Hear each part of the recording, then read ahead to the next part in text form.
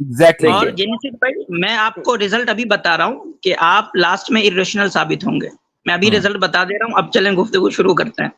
चलें जी। हजरत हमजा रजी अल्लाह अन्हु को शहीद किस तरह किया गया था, आपको मालूम है? नहीं मालूम? हाँ या ना? मतलब मेरे को याद नहीं। ओके, आप मुसलमान थे ना? हाँ थे या हो? बैटल में एक शहीद किया था। मैं ऑलमोस्ट मुसलमान छोड़ने थे, वाला हूँ, छोड़ने वाला। छोड़ने वाले हो, ठीक है। आपने पोजीशन ले ली कि वेस्ट की जो पोजीशन है वही ठीक है। अब इसको आप साबित करें। मैंने बता दिया कि अगर वेस्ट की आपने पोजीशन को 100% मान लिया तो बेटा माँ के साथ रह रहा होगा, बेटी बाप के साथ रह रही होगी, माँ बहन और भाई बहन दोनों एक साथ रह रहे होंगे, बहनें बहनें रह रही होंगी, भाई भाई हरकतें कर रहे होंगे, कंसेंट के साथ चल रहा होगा। तो अब मुझे बताएं कि ये आपको मुआशरा ऐसा अच्छा लग रहा है? जी भाई जेनेसिस साहब। जी गुड इवनिंग मुफ्ती साहब। गुड इवनिंग जी। जी मुफ्ती साहब, मैं लास्ट टाइम आया था तो मैंने आपको एक वो रखा था कि स्लेव मार्केट में जो स्लेव्स थे वो नेकेड उनको डिस्प्ले किया गया था। तो मैंने जोनाथन ब्राउन का आपको हवाला दिया था, तो आपने कहा कि वो अब नहीं, आप उनको अब ज्यादा वो नहीं देते प्रोटोकॉल। तो मैं एक और लाया हूँ, पेरिनला मायर्स है, पेरिनीला मायर्स, उन्होंने भी उनकी किताब में यही लिखा है, जो स्लेव्स होते थे उनको डिस्प्ले नेकेड किया जाता था। आपने मुफ्ती शमाइल साहब की प्रेजेंटेशन देखी थी? हाँ। उसके बाद सवाल क्यों हो रहा है? जबकि मुफ्ती शमाइल साहब ने ना तो जोनाथन ब्राउन को, न किसी मायर्स को, न किसी स्टीव को, न किसी मुकेश को, किसी को कोट नहीं किया।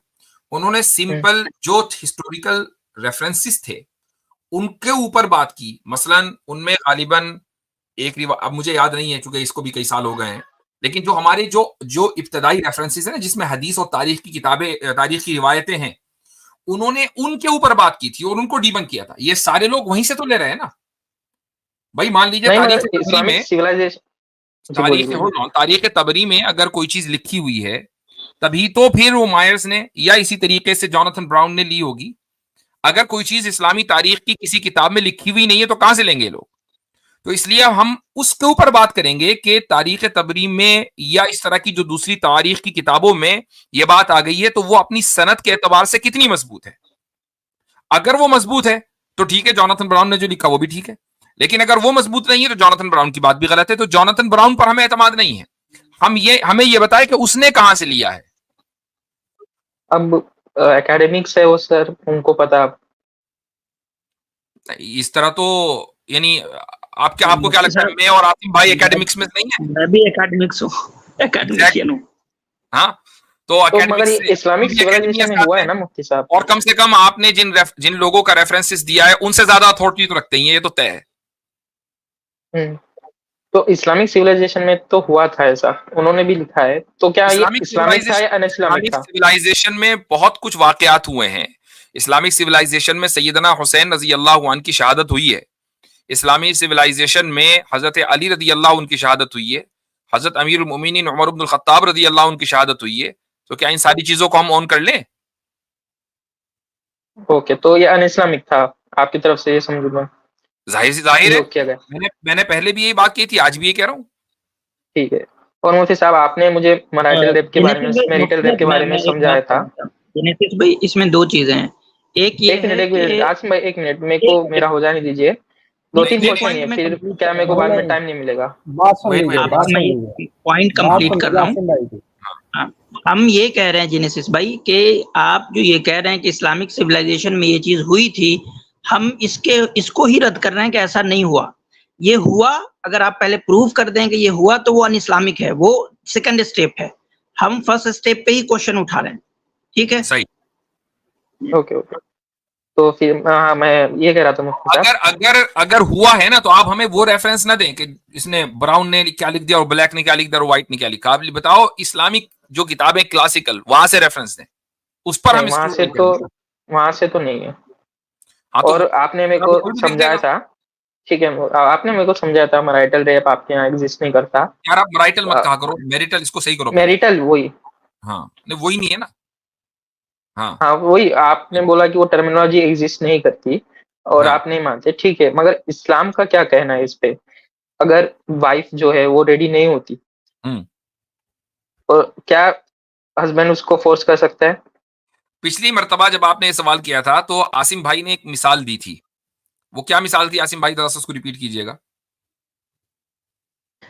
जिम साहब, ये जो सारा मसला इनका कंसेंट का है, ठीक है, तो उसमें हमने जो है वो ये दिया था, ये मिसाल दी थी कि मान लें कि उसको ब्रेकफास्ट करने की इजाजत दी। अरे हाँ, ये पता है मुझे, पता है मुफ्ती साहब, याद है।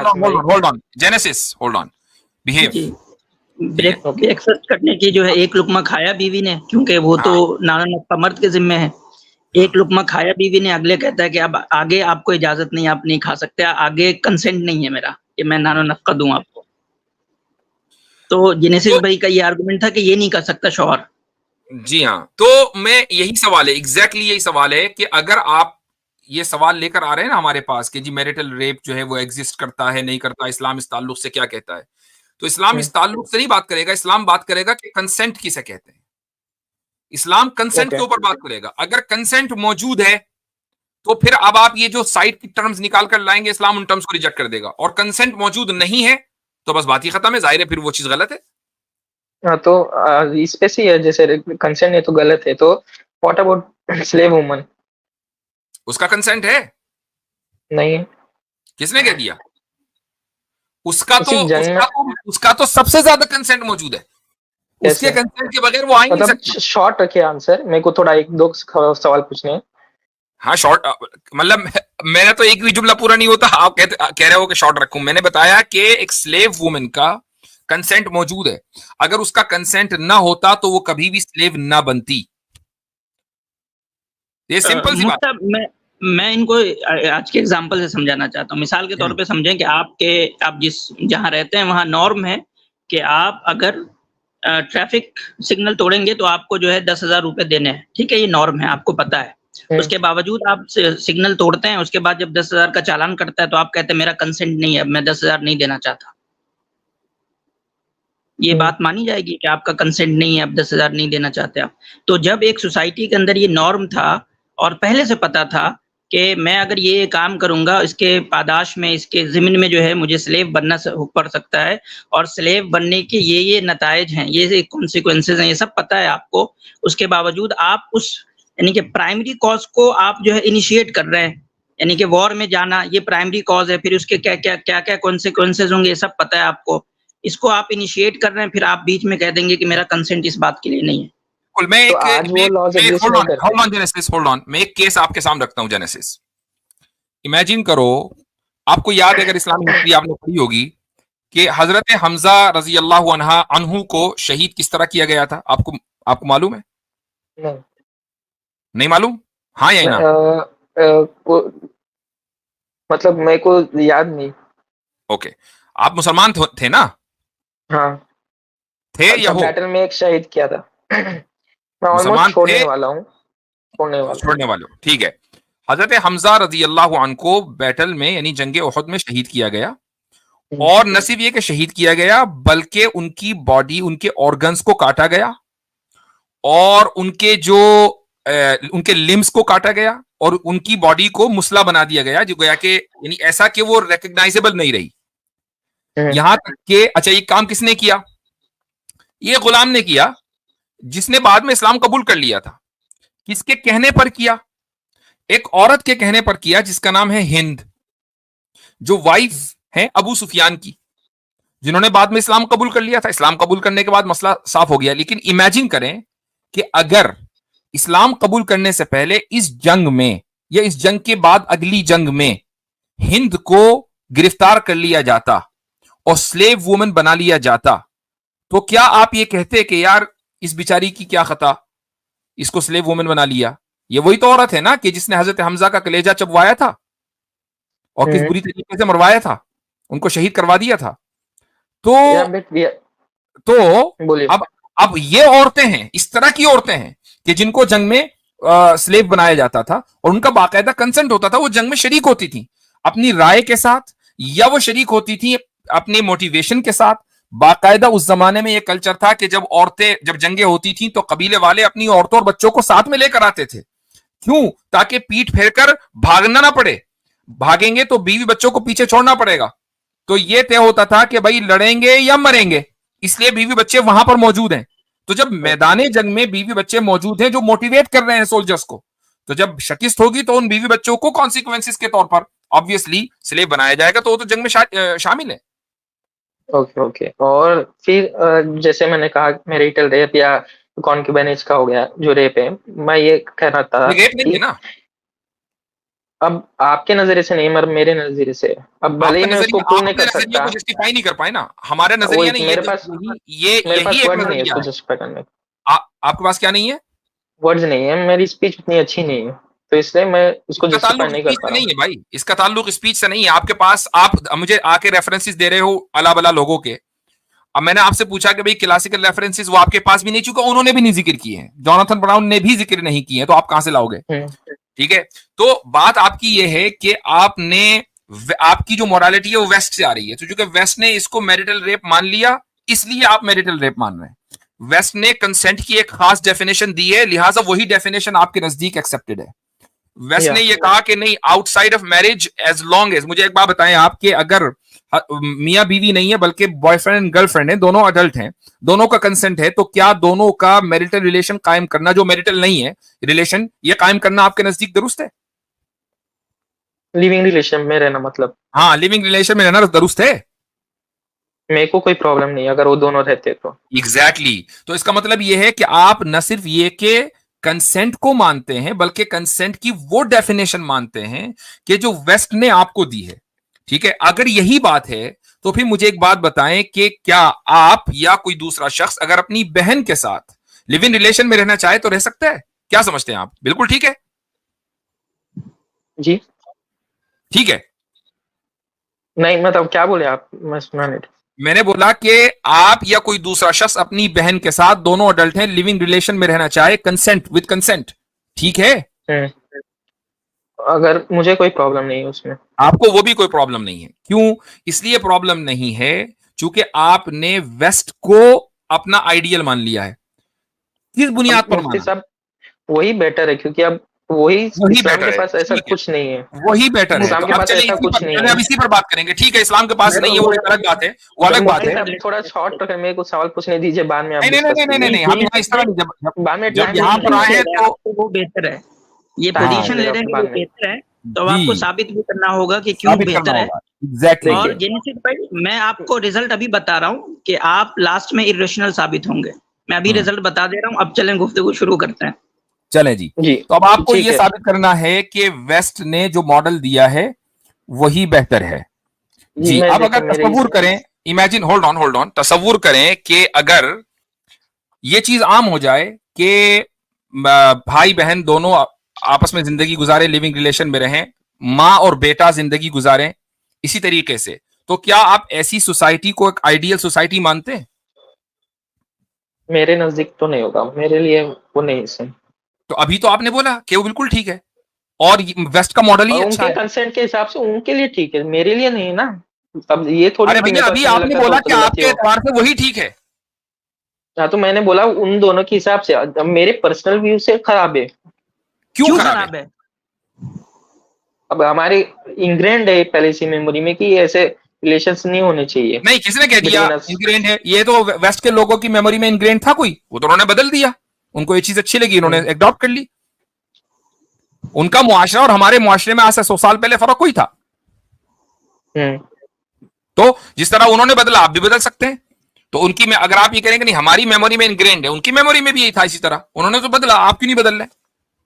ठीक है, तो मुफ्ती साहब जो ये बात हुई, तो क्या कुरान और हदीस में? नहीं, कुरान हदीस को भी रखे साइड में, आपने पोजीशन ले ली, पोजीशन ले ली। मेरे पास टाइम नहीं मिलेगा बाद में। टाइम है, बहुत टाइम है हमारे। आपने पोजीशन ले ली कि वेस्ट की जो पोजीशन है वही ठीक है, अब इसको आप साबित करें। मैंने बता दिया कि अगर वेस्ट की आपने पोजीशन को 100% मान लिया तो बेटा माँ के साथ रह रहा होगा, बेटी बाप के साथ रह रही होगी, माँ बहन और भाई बहन दोनों एक साथ रह रहे होंगे, बहनें बहनें रह रही होंगी, भाई भाई हरकतें कर रहे होंगे, कंसेंट के साथ चल रहा होगा।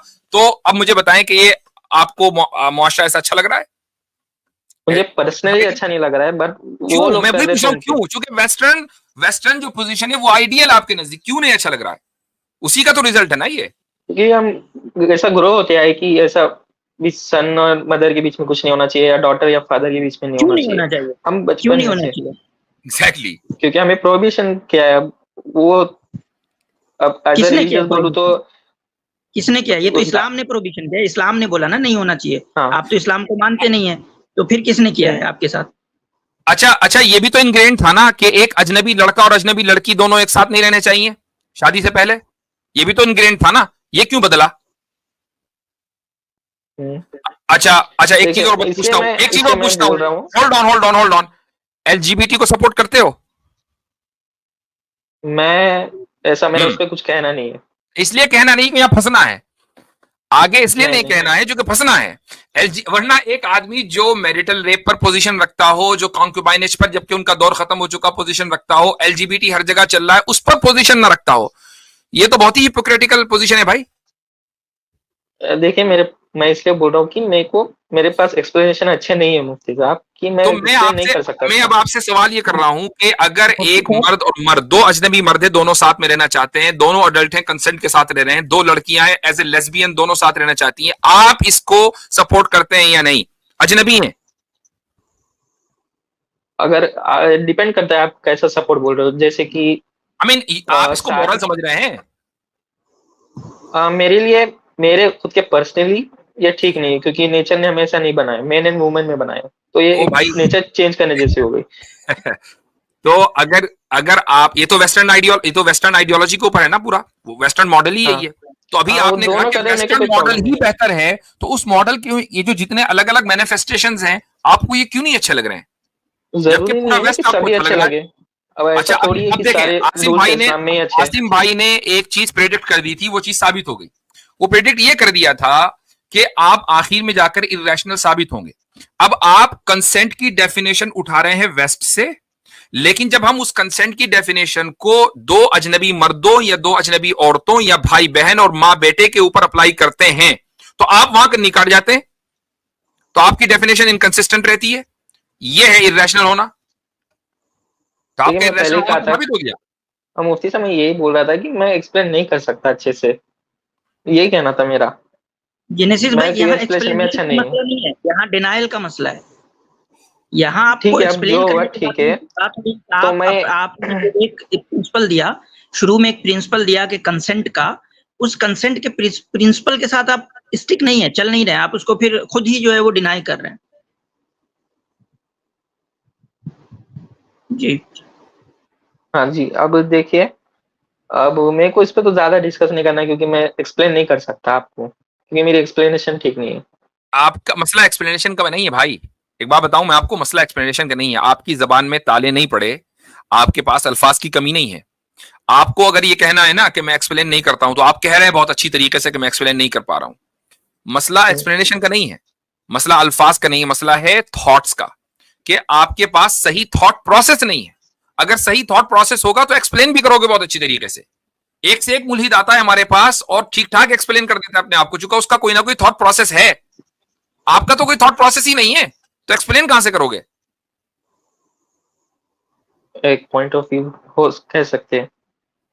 नहीं, यही फैक्ट है, क्योंकि आपको एक पोजीशन आपने एक पोजीशन ले ली, देखें इनकंसिस्टेंसी में दिखा रहा हूं बार बार लोगों को, पोजीशन ले ली कि वेस्ट इज माय गॉड, या आपने जो है पोजीशन ले ली, चलो भाई ले ली। अब आप उसके बाद वहां से मॉरलिटी ड्राइव कर रहे हैं, कहने जो वेस्ट ने बोला वही मॉरल, ठीक है भाई, चूंकि लिहाजा जो कंसेंट की डेफिनेशन में वहां से लूंगा, लिहाजा आपके यहाँ जो मैरिटल रेप होता है वो गलत है, लिहाजा कॉन्क्यूबाइनेज गलत है, सारा आपने निकाल दिया उसका खुलासा। उसके बाद जब हमने उसकी स्क्रूटनाइज की, तो आपने कहा कि नहीं, मुझे तो वेस्ट के सारे मॉडल पसंद नहीं है, मुझे तो एलजीबीटी पे कोई मेरी पोजीशन नहीं है। तो ये जो इनकंसिस्टेंसी, ये जो इरेशनैलिटी है, इससे साफ पता चलता है कि आपका अपना कोई थॉट प्रोसेस नहीं है, और उसकी वजह से आप अपने आप को एक्सप्रेस नहीं कर पा रहे हैं।